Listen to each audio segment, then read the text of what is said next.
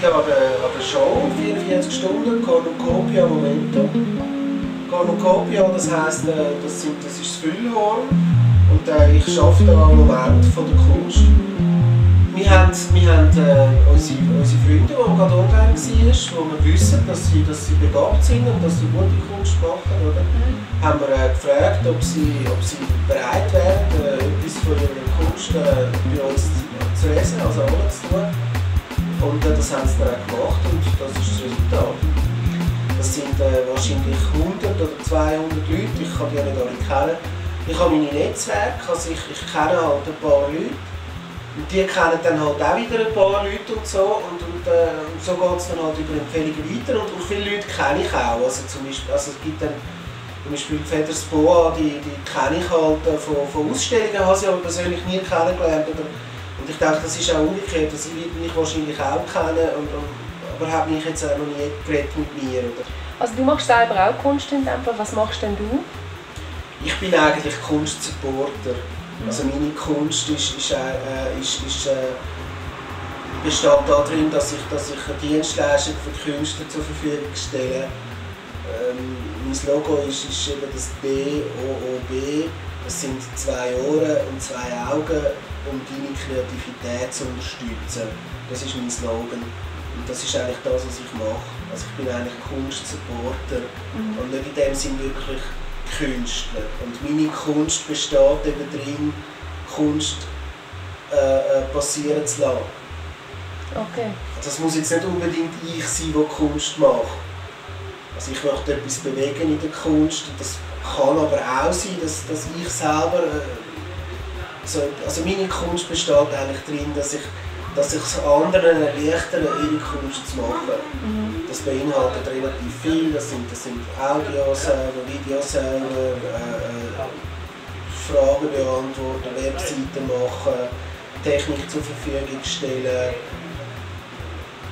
Okay. Was auch immer. Also es sind Dienstleistungen für Künstler, aber das als Kunstbetriebe.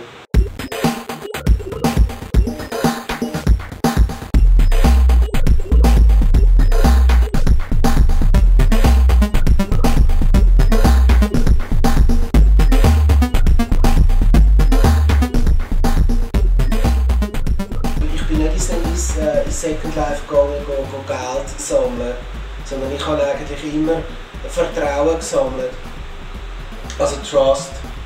Und das heisst, Vertrauen heisst, dass die Leute halt wissen, dass wenn sie mir helfen, dass sie nachher kein schlechtes Gefühl haben, dass sie das gemacht haben, weil ich sie vergessen oder es nicht mehr zurückgebe oder einfach, dass die Sachen nicht passieren, die mir halt immer passiert sind im Berufsleben.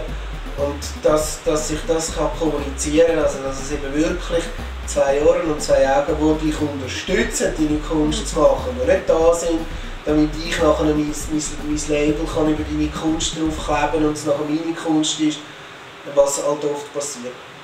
Was sind denn das für Leute? Also machen die nur das, machen die das beruflich oder wieso machen die das? Also machen die das jetzt einfach im Second Life oder woher kommen die Leute?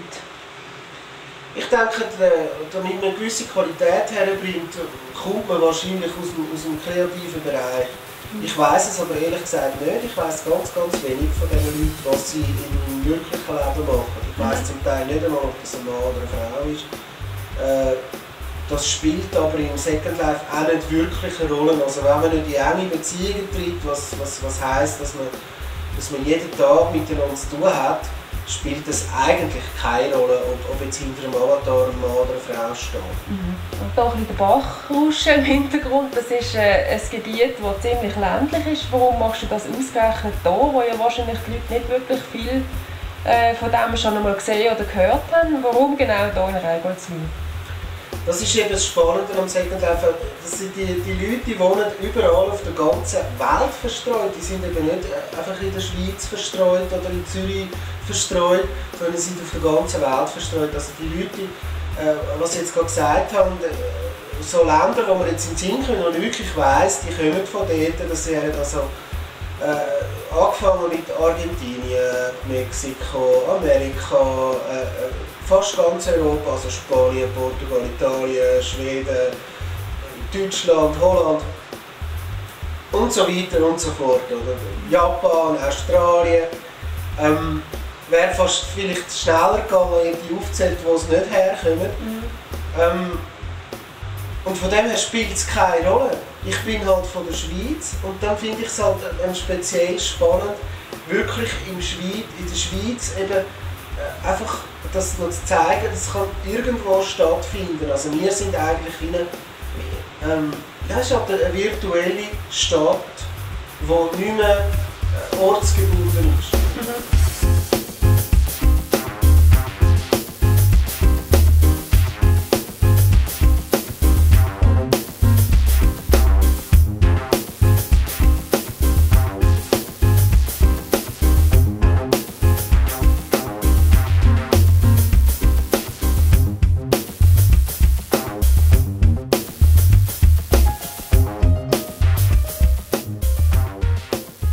Kann man mit diesen Sachen Geld verdienen? Wie ist das da?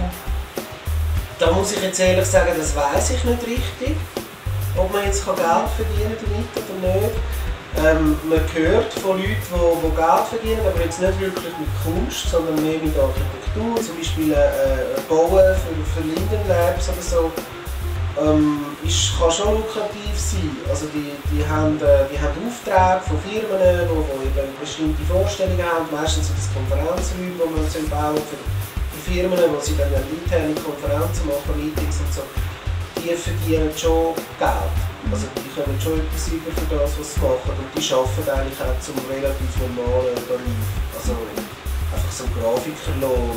Dort ist einfach das Problem, dass du die nicht Vollzeit angestellt hast, sondern das sind so Freelance-Aufträge. Die arbeiten auch relativ viel, das ist so, was sie genau verdienen, weiß ich nicht. Aber es gibt es, also das existiert, dass man Geld verdienen kann. Wie ist denn das, wenn man das überträgt aufs Leben, also auf die Realität? Also wird das dort auch wahrgenommen? Oder was für einen Stellenwert haben die Leute im richtigen Leben? Also, kommt das überhaupt dorthin oder ist das einfach eine Sache, die nur in Second Life stattfindet? Also man kann es zum Beispiel so sehen, dass natürlich viele Leute einfach Second Life als Inspirationsquelle brauchen. Also man kann sich zum Beispiel vorstellen, ein Schriftsteller, oder? Der lebt im Second Life und kommt natürlich sehr viele Geschichten über. Und aus diesen Geschichten heraus entsteht dann ein neues Buch. Also das kann dann sehr, sehr direkt Auswirkungen aufs Real Life haben. Oder zum Beispiel jetzt also Leute, die depressiv sind oder dann halt über Second Life plötzlich einen anderen Blick auf das Leben bekommen oder wieder beschäftigt sind. Es gibt sehr viele Aspekte, wo sich das dann auf das Real Life auswirkt. Und ich bin auch überzeugt, dass das auch für Grafiker und so weiter, also gerade für Kreativschaffende, die eben jetzt da wir auch haben, dass es wirklich sehr viel Inspiration auch gibt für den Alltag, also dass ihre Firma, der Chef, tatsächlich profitiert von dem. Also heute ist jetzt der zweite Tag, wo du da bist, morgen ist noch der dritte und dann ist das fertig. Ja, wie ist denn, was bleibt denn von dem eigentlich noch übrig? Ja, was sicher übrig bleibt, ist schaurig viel Medien, also Dokumentation. Wir werden sicher sehr viele Fotos haben, wir werden einen Film haben. Der Film, den wir jetzt gerade machen, wird übrig bleiben. Eindrücke von allen Leuten, die jetzt in der virtuellen Welt an diesem Ereignis dabei waren. Also alle Künstler, die dort ihre Sachen hergetan haben, die werden ganz sicher morgen noch mal schauen, wie es jetzt weitergegangen ist. Also es werden eigentlich Erinnerungen zurückbleiben und gespeicherte Erinnerungen in Form von Fotos und Video. Okay. Also ich wünsche dir auf jeden Fall viel Erfolg mit diesem Anlass und ja, wir sind gespannt, was als nächstes kommt.